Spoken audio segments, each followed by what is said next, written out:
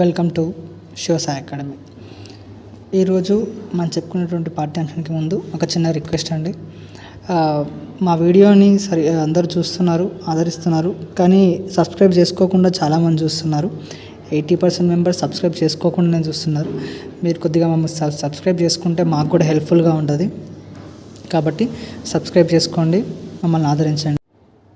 ఈరోజు పాఠ్యాంశం బండారి బసవన్న పాల్కూరికి సోమనాథ్ రచించినటువంటి పాఠ్యాంశం. దీంట్లో చదవండి, ఆలోచించి చెప్పండిలో గోల్కొండ పాలకుడు అబ్దుల్ తానాషా గురించి ఇవ్వడం జరిగింది. ఈయన భద్రాచలం తహసీల్దార్గా కంచర్ల గోపన్ ఉండేవాడు. ఈయన 6 లక్షల రూపాయలతో భద్రాచలంలో రామాయణం నిర్మించాడని చెప్పి పైన నేరం ఇవ్వడం జరిగింది. ఆ సొమ్ము మళ్ళీ తిరిగి అతనికి చెల్లించడం వల్ల బంధ విముక్తం చేశాడు. బిజలుడు కొలువులో బండారి బసవన్న దండనాయకుడిగా ఉండేవాడు. దండనాయకుడు అంటే శిక్షించేటటువంటి వాడు. ఇతడు గొప్ప శివభక్తుడు. జంగమయ్య ఒకసారి నాకు ఈ క్షణంలో ఇంత డబ్బు కావాలి అంటే కోశాగారంలో ఉన్నటువంటి పేటికలో ఉన్నటువంటి మాడాలు అంటే బంగారు నాణాలని ఆ జంగమయ్యకు ఇచ్చాడనమాట. అది చూసిన ఇతర మంత్రులు బిజ్జలుడి దగ్గరకు పోయి బసవన్న రాజద్రోహం చేశాడని చెప్పడం జరిగింది. బసవన్న యొక్క ఔదార్య బుద్ధి కావచ్చు, భక్తితత్వం కావచ్చు తెలపడమే ఈ పాఠ్యం యొక్క ముఖ్య ఉద్దేశంగా మనము చెప్పుకోవచ్చు. అదేవిధంగా ఈ పాఠం ద్విపద ప్రక్రియకు చెందినటువంటి ఇది దేశీ కవిత ప్రక్రియ. ఇది 2 పాదాల్లో చొప్పున మాత్రాగణంలో సాగే రచన. మొత్తం కావ్యాన్ని ద్విపద ఛందస్సులో రాస్తే దాన్ని ద్విపద కావ్యంగా చెప్పుకుంటాం. దేశీ కవిత అంటున్నాడు. అసలు దేశీ కవిత అంటే ఏంటి? దేశీ కవిత అంటే తెలుగులో మొట్టమొదటిగా వచ్చినటువంటి కవిత్వం కాబట్టి దీన్ని దేశీ కవిత అంటే తెలుగులో మనం సృష్టించుకున్నటువంటి కవితల్ని కానీ అంటే మనం సృష్టించుకున్నటువంటి ఛందస్సును కానీ దాన్ని మనం దేశీ కవితగా చెప్తూ ఉంటాం. ద్విపద అనేటటువంటిది మొట్టమొదటి దేశీ కవితగా చెప్పచ్చు. మొట్టమొదటి తెలుగు దేశీ కవిత ఏది అంటే ద్విపదగా మనము చెప్పుకోవచ్చు. దీనిలో 2 పాదాలు ఉంటాయి. మొత్తం ద్విపద ఛందస్సులో రాసే దాన్ని ద్విపద కావ్యంగా కూడా మనము చెప్పుకుంటాం. ఈ పాఠం పాల్కూరికి సోమనాథ్ రచించిన బసవ పురాణం అనేటువంటి దాంట్లో నుంచి తీసుకోబడింది. తృతీయాశ్వాసంలో నుంచి తీసుకోబడినటువంటి పాఠ్యాంశం. కవి పరిచయం చూస్తే దేశీ సాంప్రదాయాల రచనలు చేసిన మొట్టమొదటి కవి పాల్కూరికి సోమనాథుడు. అంటే దేశీ కవిత్వంలో రచనలు చేసినటువంటి మొట్టమొదటి కవి కూడా ఎవరు? పాల్కూరికి సోమనాథుడు. తెలుగులో స్వతంత్ర కావ్యాన్ని రాసిన కవి తొలి కవి. అంటే ఇండివిజువల్గా స్వతంత్రంగా ఆయన రాసినటువంటి తొలి కవి. బసవేశ్వరుని చరిత్రను పురాణంగా నిర్మించి ద్విపదకు కావ్య గౌరవం కలిగించినటువంటి శైవ కవిగా చెప్పుకోవచ్చు. శైవులు అంటే శివుడి కవులు. జనగామ జిల్లా పాలకూరికి సోమన యొక్క జన్మస్థలం. ఈయన రాసినటువంటి రచనలు చూడండి. బసవ పురాణం, అనుభవసారము, బసవోదాహరణము, వృషాధిప శతకము, చతుర్వేద సారము, చిన్నమల్లు సీసములు, పండిరాతాత్య చరిత్రము సోమని యొక్క రచనలు కృతులు. రగడ, గద్య, పంచకం, అష్టకం, ద్విపద, శతకం, ఉదాహరణం మొదలైన సాహిత్య ప్రక్రియలకి ఈయన ఆద్యుడు. ఇది చూడండి, ఈయన వేటి కాదు చూడండి.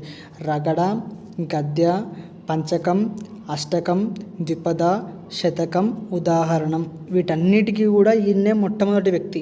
అంటే ఈ ప్రక్రియలన్నీ కూడా రాసినటువంటిది ఎవరు? మొట్టమొదటిగా పాల్కూరికి సోమనాథుడు. రగడ, గద్య, పంచకం, అష్టకం, ద్విపద, శతకం, ఉదాహరణం ఇటువంటి అనేక రకమైనటువంటి కొత్త ప్రక్రియల్ని తెలుగులో రాసినటువంటి వ్యక్తి పాల్కూరికి సోమనాథుడు. సంస్కృత, తమిళ, కన్నడ, మరాఠీ భాషల పదాలను యథేచ్ఛంగా తన రచనలో ఉపయోగించినటువంటి బహుభాషా కోవిదుడు. తెలుగులో మణిప్రవాళ శైలిని అసలు మణిప్రవాళ శైలి అంటే ఏంటి? మణి అంటే మనం మెడలో వేసుకునేటువంటి మణి ఉంటుంది కదా, వాటన్నిటి కూడా పగడాలతో పోర్చబడుతుంది. అంటే ఒక్కొక్క మాలలో ఒక్కొక్క రకమైనటువంటి పగడం పెడతా ఉంటారు. అన్నీ కూడా ఒకే రకమైనటువంటి పగడాలు ఉండవు. ఇక్కడ కూడా సంస్కృతం, తమిళం భాష పదాలు ఏవైతే ఉన్నాయో వాటిని తెలుగులోకి అదే విధంగా తీసుకొని ఉపయోగించినటువంటి కవి కాబట్టి దీన్ని మణిప్రవాళ శైలిగా చెప్పవచ్చు. ఈయన 12వ శతాబ్దానికి చెందినటువంటి కవి.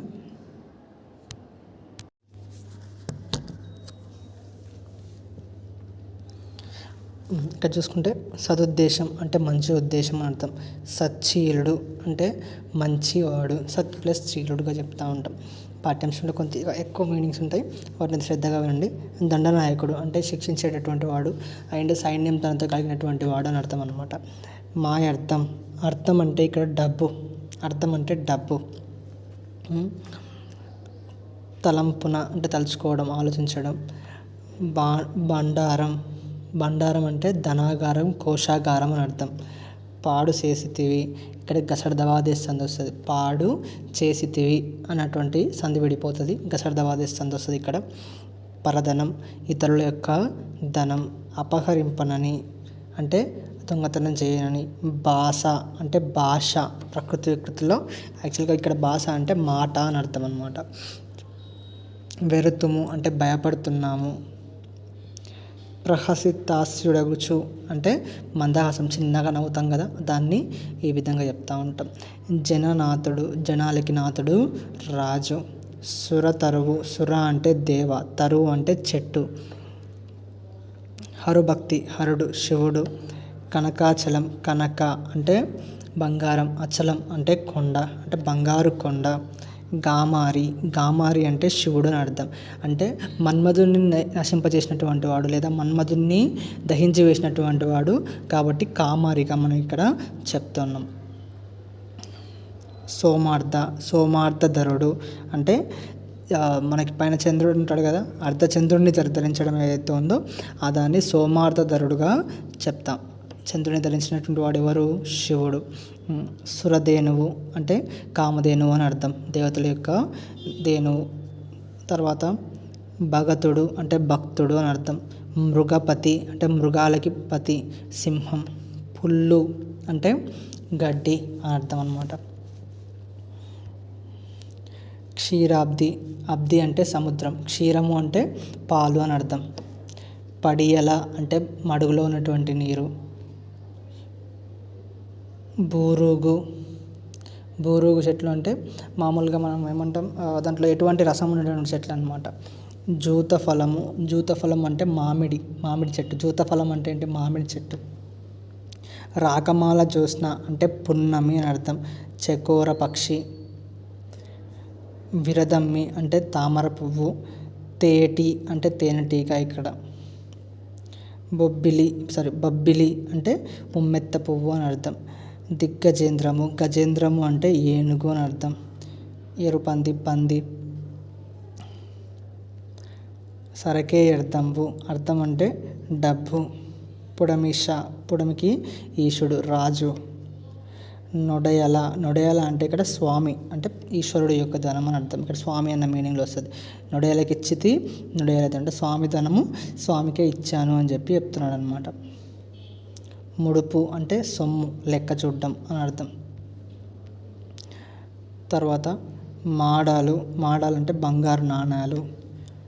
నచ్చెరువు, అచ్చెరువు ఆశ్చర్యం, ప్రకృతి వికృతుల్లో వస్తాయి.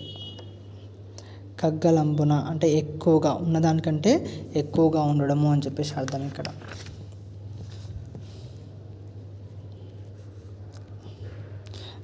గంగిగో పాలు గరిటెడైన జారు అంటే కొద్దిగా అయినా జారిపోతాయి.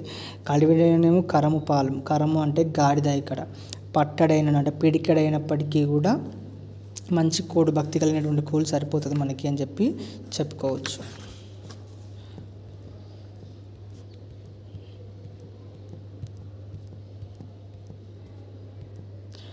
పవిత్రులు మంచివారైనటువంటి వ్యక్తుల దగ్గరకు దుఃఖం ఎన్నిటికీ చేరదు, స్వామి వివేకానంద గారు చెప్పినటువంటిది. తర్వాత పాఠ్యాంశం అసమాన్యులు. అన్ని వృత్తులు సమిష్టి అంటే అందరూ కలిసి చేసేటటువంటి సహకారంతో జరుగుతుంది సమాజం అనేటువంటిది. ఇది వ్యాస ప్రక్రియకు చెందింది. వృత్తుల వ్యక్తి గౌరవానికి, సమాజ వృద్ధికి ఎట్లా తోడ్పడతాయో వివరిస్తూ శ్రమ సౌందర్యం అంటే కష్టపడంలో ఉన్నటువంటి అందాన్ని తెలియజేయడమే ఈ పాఠ్యాంశం యొక్క ఉద్దేశం, వివరాలు. సమిష్టి అంటే అందరూ కలిసి. నిబద్ధత అంటే నియమాలతో, నిష్ఠతో చేసేటటువంటిది.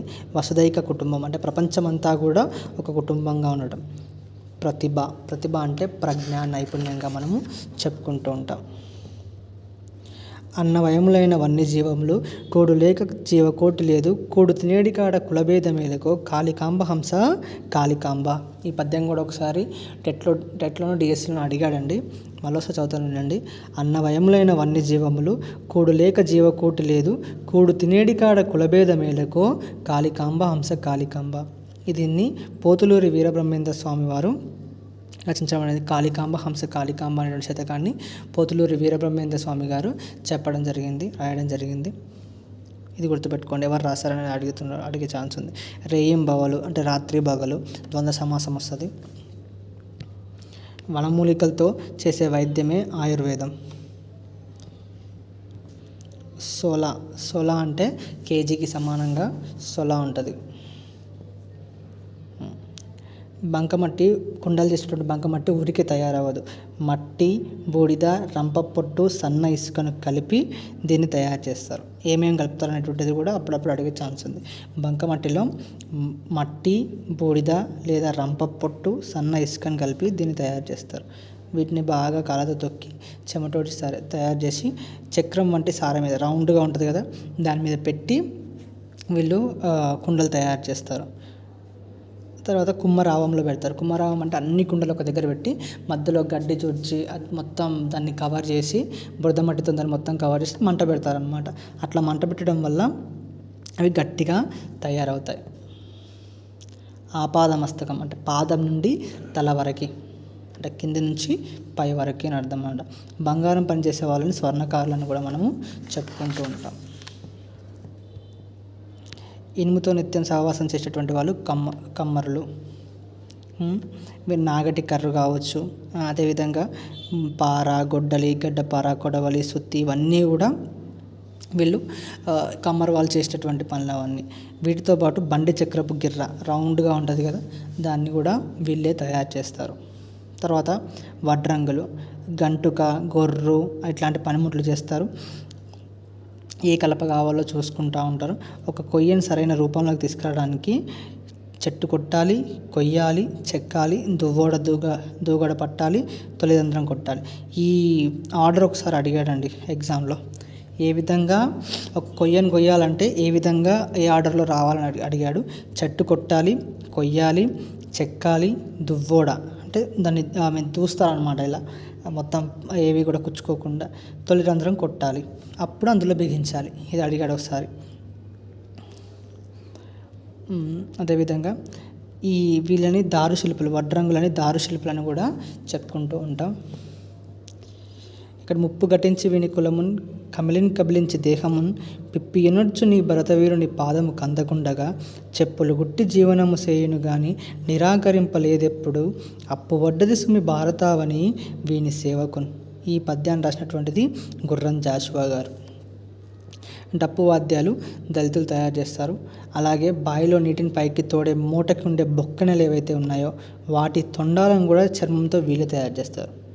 మూట అంటే ఆ బావికి ఉండేటటువంటి తొండాలను ఎవరు తయారు చేస్తారు, దేంతో తయారు చేస్తారు? చర్మంతో తయారు చేస్తారు, దళితులు తయారు చేస్తారు.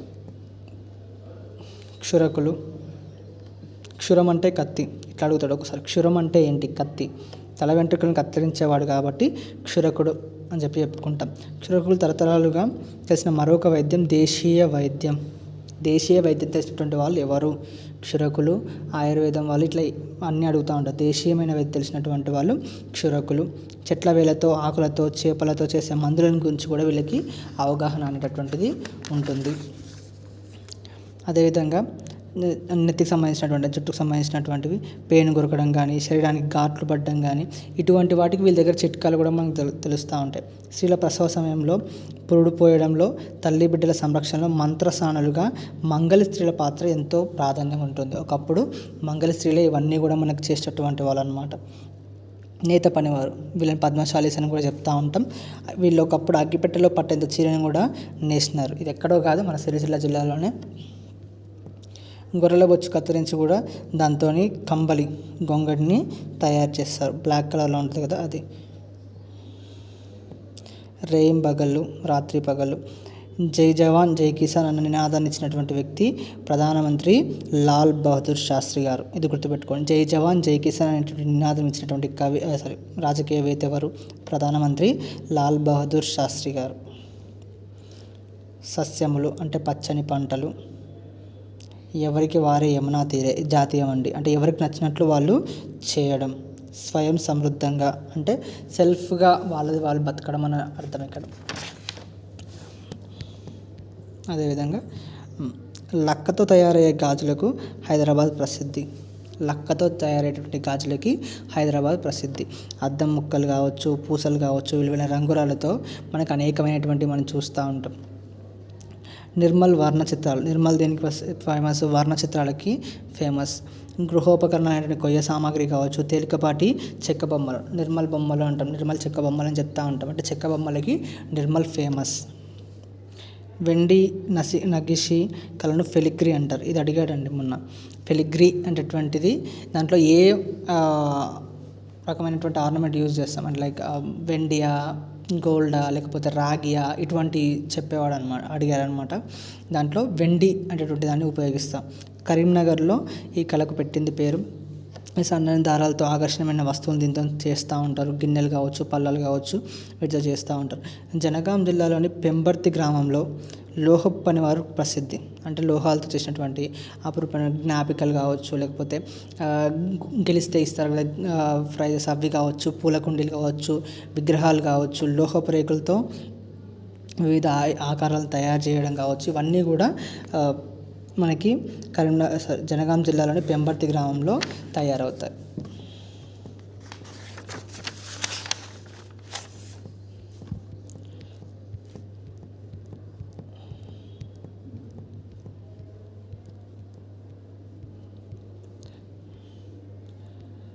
నైపుణ్యానికి సహాయపడేవి నిరంతర శ్రమ మరియు సాధనే. ఋగ్వేదంలో దీన్ని చెప్పబడింది. నైపుణ్యానికి సహాయపడేవి నిరంతరం శ్రమ మరియు సాధనే, ఋగ్వేదంలో ఇది చెప్పబడింది. మహామంత్రి మాదన్న.